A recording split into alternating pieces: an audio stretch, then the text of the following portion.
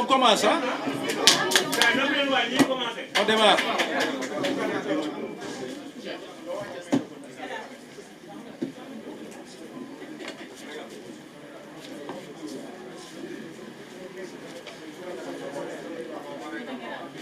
Bonjour, chers amis de la presse. Merci encore pour votre présence massive aujourd'hui à notre siège pour venir couvrir cette conférence de presse. Mes chers compatriotes, je voudrais, à l'entame de mon propos, souligner avec force que l'on ne construit pas une nation en oubliant ses racines. Pouvons-nous réellement parler d'émergence au Sénégal lorsque ceux qui nourrissent la nation vivent dans l'abandon? Et je le dis avec gravité, le Sénégal ne se relèvera pas en tournant le dos à son monde rural. Nous avons sillonné le nord du pays. Nous avons entendu Dagana. Nous avons entendu Podor. Nous avons entendu Saint-Louis. Je remercie chaleureusement les populations pour leur accueil, leur disponibilité et leur engagement suite à la tournée nationale que nous avons initiée depuis le 7 février, une tournée nationale qui nous conduira dans les 14 régions du Sénégal et qui a débuté par la région du Nord, particulièrement de Saint-Louis. Je remercie également les chefs religieux pour leurs prières et leurs bénédictions. Ces prières nous obligent. Ce que nous avons constaté n'est pas un simple retard, c'est un décrochage. Dans la vallée, le fleuve coule majestueusement, mais les champs restent encore assoiffés. La campagne arachidière a été désastreuse et le pouvoir peine à produire des chiffres probants. Nos éleveurs sont étranglés par la cherté de l'aliment de bétail, le manque d'appui vétérinaire et l'insécurité pastorale. À Saint-Louis, les pêcheurs vivent l'angoisse permanente de l'embouchure, qui est en train de tuer à petit feu nos enfants, particulièrement les enfants de la région de Saint-Louis. La langue de barbarie recule. Les familles sont déplacées, les maisons englouties. Les licences de pêche restent malheureusement opaques. Les jeunes que nous avons rencontrés sont lucides. Ils ne croient plus aux promesses. En mars 2026, des échéances extérieures majeures arrivent. Le programme avec le FMI est suspendu. Le risque de défaut de paiement, chers compatriotes, est réel. Quand un gouvernement passe son temps à éteindre ses propres incendies financiers, il ne peut gérer les urgences, a fortiori planifier le développement. En ce sens, la mort tragique de l'étudiant Abdoulaye Ba est impardonnable. Je promets à la famille de la victime, aux Sénégalais et plus particulièrement aux étudiants que justice leur sera rendue. La justice n'est pas négociable. Et je voudrais le dire avec force, ce que nous avons vu à l'université Cheikh Anta Diop de Dakar sera puni et sanctionné. C'est inadmissible que la police, qui doit maintenir l'ordre, je parle déjà en tant que maire de Dakar, parce que l'université de Dakar est au cœur de Dakar. La police, son rôle à l'université, c'est de s'organiser pour que les étudiants ne sortent pas sur l'avenue Cheikh Anta Diop, ou qu'ils ne sortent pas sur la corniche, ou qu'ils ne sortent pas sur le canal par le couloir de la mort. C'est ça le rôle de la police. Le rôle de la police n'est pas de rentrer dans l'enceinte de l'université Cheikh Anta Diop et de faire de poser des actes plus ou moins qui ne relèvent pas du maintien de l'ordre. Ce que nous avons vu à l'université Cheikh Anta Diop, c'est du désordre. Nous avons tous vu des policiers entrer en plein jour avec du matériel lourd accompagnés d'une élite spéciale de la police, en l'occurrence la brigade d'intervention polyvalente. On les a vus défoncer les pavillons, on les a vus rentrer dans les pavillons, on les a vus défoncer les chambres, et la suite, nous la connaissons. Ces actes seront punis. D'autre part, Sénégal Béni Bokk s'inquiète du subit incendie au ministère des Finances, du subit cambriolage à la direction informatique du Trésor, de la subite cyberattaque contre la direction de l'automatisation des fichiers. Nous avons déjà été habitués depuis quelques années à une stratégie qui s'adosse à de la manipulation. Pourquoi toujours les mêmes institutions stratégiques? Tout un chacun devrait se poser cette question. Un gouvernement incapable de protéger nos données personnelles ne sera pas capable de nous protéger. Nous exigeons une transparence non négociable sur le patrimoine commun des Sénégalais, notamment les recettes issues du pétrole et du gaz. Sénégal Béni Bokk propose la préservation des acquis des étudiants, le respect des engagements de l'État, particulièrement vis-à-vis des syndicalistes, un plan national d'irrigation structuré, financé et contrôlé pour les populations du Nord, un fonds de stabilisation pour l'aliment de bétail, un programme national de santé animale pour l'amélioration de la race, particulièrement pour ce qui concerne le lait et la viande. Une réforme rigoureuse et transparente des finances publiques et non de la diversion et de la comédie. Un programme national de sécurisation côtière, particulièrement pour les populations du Nord. Un recasement digne et planifié des populations affectées, particulièrement par ce qui se passe avec l'embouchure à Saint-Louis. Fini l'improvisation. Fini l'abandon. Mes chers compatriotes, je suis au regret de vous dire, le cœur meurtri, que depuis quelques années, malheureusement, on vous a habitués au mensonge et à la manipulation. Et malheureusement, vos vies ont été empoisonnées par ce mensonge. Quant à vos destins piégés par la manipulation. Et on vous invite à un réveil et un sursaut national. Le Sénégal ne manque ni d'eau, ni de terre, ni de talent. Mes chers compatriotes, le Sénégal est malade. Il est malade. Cette maladie, malheureusement, n'a pas de nom. Il est malade parce qu'on vous avait vendu un duo. Et ce duo, aujourd'hui, se trouve être une grosse déception. Aujourd'hui, malheureusement, ce duo n'a toujours pas compris qu'on ne les a pas invités à occuper un canapé, mais plutôt un fauteuil. Le fauteuil ne peut être occupé que par cette personne qui a été élue par les populations sénégalaises.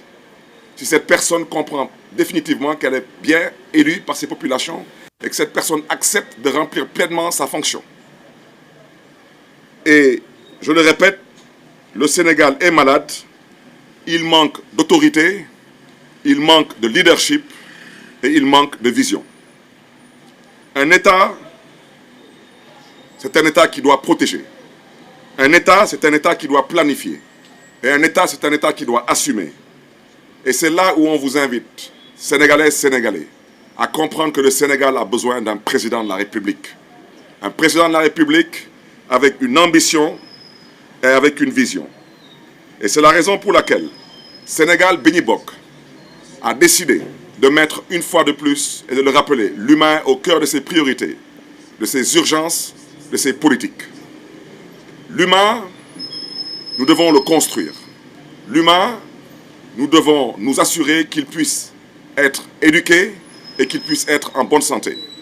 Et c'est la raison pour laquelle, dans notre programme, nous le disons avec force, à l'image d'un pays comme la France, nous allons nous assurer que l'éducation et la santé soient accessibles à tous et de façon gratuite. C'est une question de priorité. Aujourd'hui, la priorité de ce régime n'est pas de payer aux étudiants des bourses, mais plutôt de prendre dans la caisse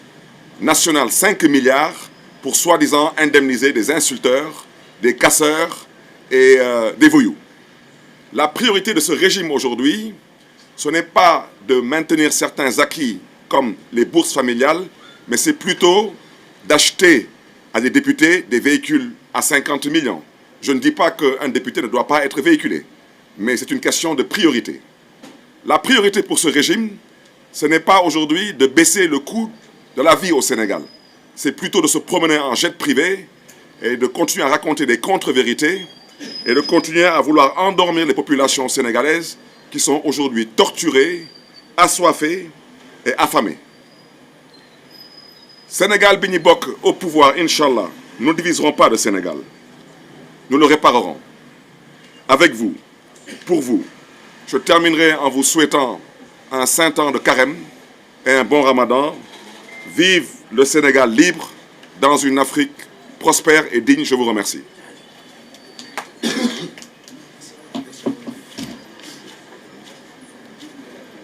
asalaamaaleykum mbokk yi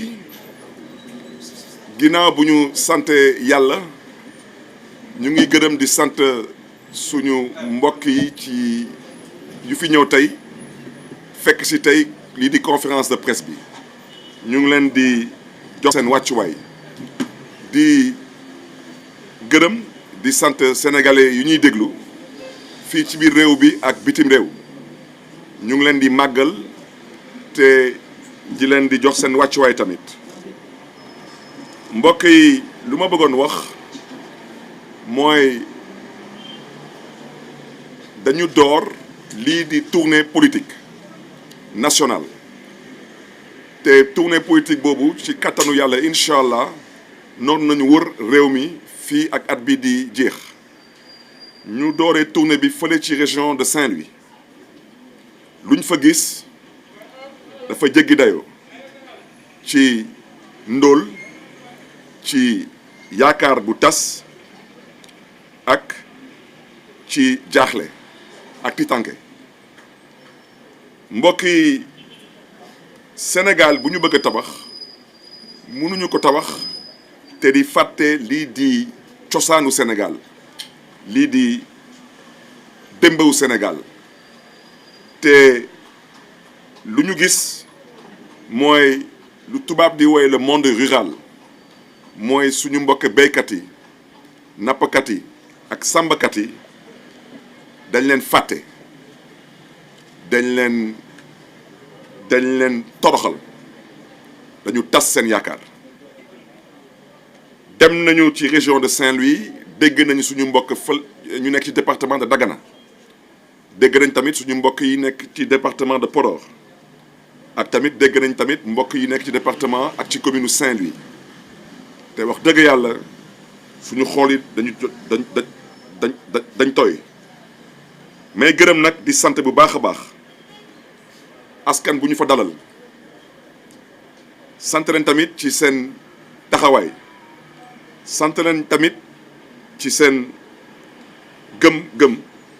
parce que nit day ànd ak gëm yàlla ak wóolu yàlla di gërëm tamit ak di sant tamit suñu kilifa diine yi ak suñu kilifa aada yi ak suñu kilifa tamit cosaan yu ñu tamit jot a dalal ñu ngi leen di gërëm di leen di sant ci ñaan yu ñu ñaanal réew mi ak tamit ci ñaan yu ñu ñaanal du ñu gis ma koy bégalaat fii gis-gis amatul ci réew mi lu fi am tey mooy décrochage mooy abandon dañu toog di seetaan suñu askan te du loolu lañ leen digoon fépp fu ñu dem gis nañ fa ndox gis nañ fa suuf gis nañ fa ay nit ñu taxaw te am pas-pas am fulla am fayda te bëgg a liggéey wante gisuñu fa lii di yéene bu jógee ci état gisuñu fa lii di yërëmande bu jógee ci état gisuñu fa lii di cofeel bu jógee ci état di jëm ci ñoom te lu ñu gis lu mel ni lii di campagne arachidière dalul suñu xel lu ñu gis tamit bu ñu demee booru Niassante ci suñu mbokk éleveurs yi dafa jéggi dayoo ndox bu ñuy naan sax ñoom seen bopp amuñu ko te du loolu lañ leen te du loolu lañ leen digoon. Saint-Louis nag foofu wax dëgg yàlla il faut que ñu wax ci waxu Saint-Louis wax ci waxu Beulba. Beulba lu fa am mootul continuer Beulba ñëpp xam nañ que napp bi lu muy dugal ci keesu état ci ay milliards kenn xamul nu mu toll. kon tey lu ñu gëm mooy ñu ilif Sénégal seen doom yi suñu naroon jaar ci Beulba pour xëy dem école ñoom ñu lijjanti Beulba te bàyyi ci taxaw fii dañuy wax que dëkk bi amul koom-koom pour lijjanti lii di Beulba. dëkk bi lu mu téye ci koom-koom at bu nekk ci budget mi ngi toll ci à peu près 6 000 à 7 000 milliards képp ku fi téye woon tey 6 000 francs wala 7 000 francs sa poche ñu ne la soo génnee 200 francs wala 250 francs sa doom su jaaree fii du ñàkk bakkanam di nga ko génne te nappkat yu nekk Ndar ay doomu Sénégal lañu nappkat yu ñu nekk Ndar du ñu ay mala. ku yor sax ay mala sax di nga def sa kéem kattan ba sa mala yi bañ a ñàkk seen bakkan kon nag Beulba dañuy ñaawlu li taxawaayu état bi daf ci noo def kéem kattanam ba lii di Beulba mu nekk un vieux souvenir à défaut ñu jéem a xool option wu tabax fa benn port de pêche loolu mooy dëgg. wante toog di continuer di seetaan suñu mbokk nappkat yi fële ci Ndar loolu à la limite c'est cautionner un crime contre l'humanité licence su pêche yi tamit gisuñu ci lan la ci état bi def pour que nappkat yi mën a gis seen bopp ci lii di seen liggéey fépp fu ñu dem tamit ma koy waxaat encore fii dañu fekk ay ndaw ay jigéen ay mag ñu taxaw tem te nangu liggéey mbokk yi nag at bii dina doon at bu tar ci askanu Sénégal lii di programme ak FMI bi aj nañ ko te xam ngeen lu tax ñu aj ko waaw te Sénégal mi ngi dem ci direction ci situation bu tubaab di wooye défaut de paiement loolu nag moo waral lu ngeen di gis nii ay nit yu ñu jot a ilif am yaakaar ci ñoom ñuy xataraayu parce que lu ñu leen dénk ñu ngi wane seen télé ak seen cuune gouvernement ma koy biiralaat gouvernement bu yàmbar weesuwul gouvernement bu mënul fay ay bourse gouvernement bu yàmbar weesuwul mu fekkoon fii lu mel ni ay bourse familiale mu koy dagg gouvernement bu yàmbar weesuwul gouvernement bu dul respecter ay engagement ak syndicalistes yi wala di bëgg a retenir ay salaire de fonctionnaire wante su fa yemoon ñu ne amaana mënuñu dañu tële wante ñu yokk ci soxor weesuwul lu ñu gis université Cheikh Anta Diop bu Dakar su ma baat ci kaw ñu ngi jaalee famille wu Abdoulaye Ba ñu ngi jaalee bépp étudiant sénégalais fii ci biir réew mi ak bitim réew ñu ngi jaalee tamit askanu Sénégal parce que ñëpp ko naqarlu wante mbokk yi lu ñu gis université Cheikh Anta Diop bu Dakar dama bëgg a wax ci leer justice dina def liggéey tey wala suba wala ginnaaw suba justice dina def liggéey parce que loolu du accident loolu soxor la ak maa tey te nag am na lu amul place Sénégal mooy njiit bu bëgg a jiital maa tey waaw ku bëgg nag jiital maa tey na nga ko jiital sa kër nga yemale ko sa kër wante ñun du ñu fal fi ay njiit ñu bëgg a jël seen yebel ak seen xamadi ak seen maa tey bëgg ko nag teg suñu ay suñu kaw njaboot yi duñ ko nangu. lu ñu gis université Cheikh Anta Diop dafa jéggi dayo police seen liggéey université Cheikh Anta Diop mooy lu tubaab di woy le maintien de l'ordre université Cheikh Anta Diop ñetti axe kese la police noonu sécurisé bu ci njëkk mooy avenue Cheikh Anta Diop ñu góorgóorlu ba xale yi bañ a génn bu ci tegu mooy corniche bu Dakar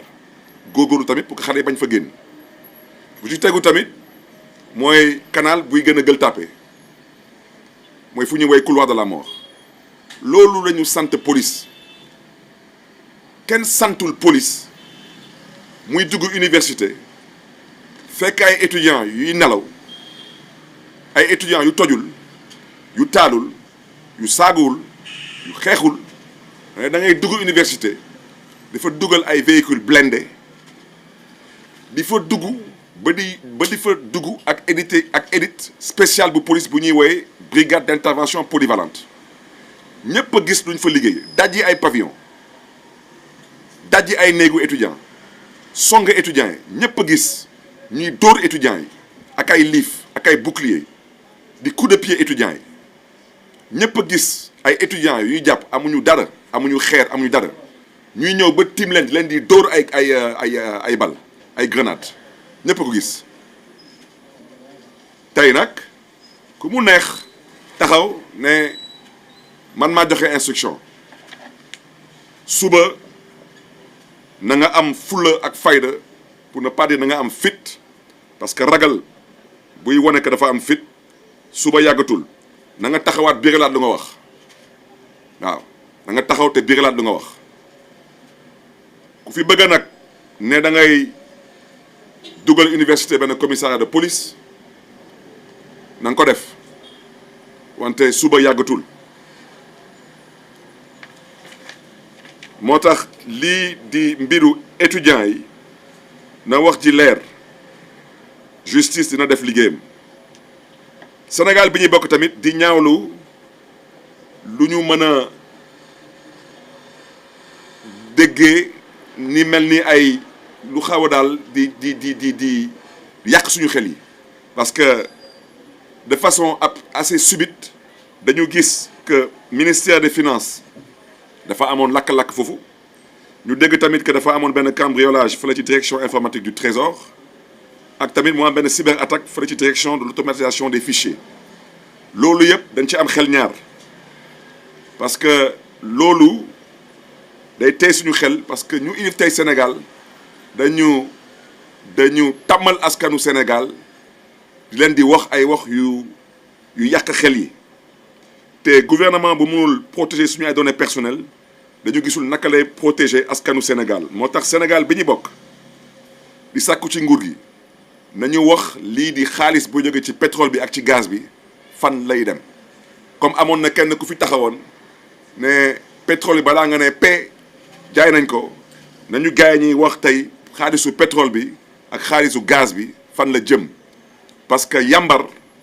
weesuwul gouvernement bu ñu dénk pétrole dénk la gaz yow mënoo fay bourse wante yow yor nga juróomi milliards bu ngay jox sa ay ndaw parce que ñu doon toj di saaga ak di taal nga jox leen ko dàmpaay yambar weesuwul gouvernement bu dul fay ay bourse familiale wante di jëndal ay député am ay oto 50 millions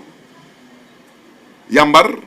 weesuwul gouvernement buy wëndeelu di taxawaalu ak di tambambaalu te mënuñu ne serait-ce que sax wàññi dund bi te askanu Sénégal ñu ngi may dégg dara soppeekuwul ci réew mi gaz wàññeekuwul du ceeb du diwlin du courant du dara mi ngi gën a tar di gën a metti moo tax Sénégal bi ñu bokk di proposer que ñu respecter lii di acquis étudiants yi ñu respecter engagement yu jël ak syndicalistes yi pour suñu mbokk ñu nekk ci région du Nord ñu liggéeyal leen benn plan national d'irrigation bu ñuy taxawal ñu financer ko te ñu contrôler ko ñu installer benn fonds de stabilisation pour l'aliment du bétail ñu ngi sàkku tamit ci nguur gi mu am benn réforme rigoureuse et transparente des finances publiques ak toujours pour les populations du Nord mu am benn programme national de sécurisation côtière ak benn recasement pour suñu mbokk yu bëlba di sonal mbokk yi nag nguur gi ba ñu toogee ba tey laata ñuy toog sax dañu yàgg di wax ay wax yu dëppwul ak dëgg di yàgg di yàq xelu askan wi loolu nag moo poson seen dund yi te loolu tamit moo daal di piéger seen avenir moo tax mbokk yi ñu ñëpp xam nañ que Sénégal dafa feebar wante feebaru Sénégal pour ñu faj ko ñu lijjanti ko il faut que ñu xam turu feebar jooju te feebar jooju amul tur moo xaw a yéeme nit bu feebar dem seeti docteur bi def la diagnostic ne la effectivement da nga feebar wante man sa feebar bii xaw ma lii di turam moo ñu dal feebar bi ci gàttal mooy Masamba ak Mademba ñoom ñoo fi woote woon que Masamba mooy Mademba Madembay Masamba ñoom ñoo ko fi woote woon ñoom ñaar ñëpp tey nag feebar bi du mu bindoo mooy kenn ci ñoom ñaar dañ ko fal wante moom ba tey lu muy ñuro daal mooy mel ni amaana dafa am xel ñaar xamul est-ce que dañ ko fal am déet ba tey daal xel bi dafa xaw a tee keneen kii nag moom kenn falu ko wante moom ma bëgg a weddi yàlla bëgg a fal boppam loolu mooy feebaru Sénégal feebaru Sénégal nag lu tax yàlla nattu leen ñoom ñaar ñëpp parce que yàlla dafa leen dénkul lii di canapé lu leen yàlla dénk mooy fauteuil ku ñu fal ba tey est-ce que toog na mooy problème bi parce que ci xelu Sénégalais yi dégguñu ko gisuñu ko gis ngeen lu dal étudiants yi dégguñu ko si gis ngeen tey situation de crise bu Sénégal nekkee ngaangu si keneen la ñuy dégg te moom kenn falu ko kon nag feebar bi nu mu bindoo daal mooy mel ni ñoom ñaar ku ci nekk yaa ngi xool kan mooy toog ci siis bi bëgg a uuf moromam te affaire bi du waaye uufante affaire bi da ngay toog nga fees siis bi kilifa day toog di fees siis tubaab dafa woo kilifa bu mel noonu daf ko woo autorité wooweewu ko autorisé yéen ñëpp gis ngeen fii président de la république signé décret nommé nit keneen taxaw ne kii du fi toog ba Sénégal doone Sénégal ba tey lu mel noonu musul am moo tax Sénégal lu mu soxla tey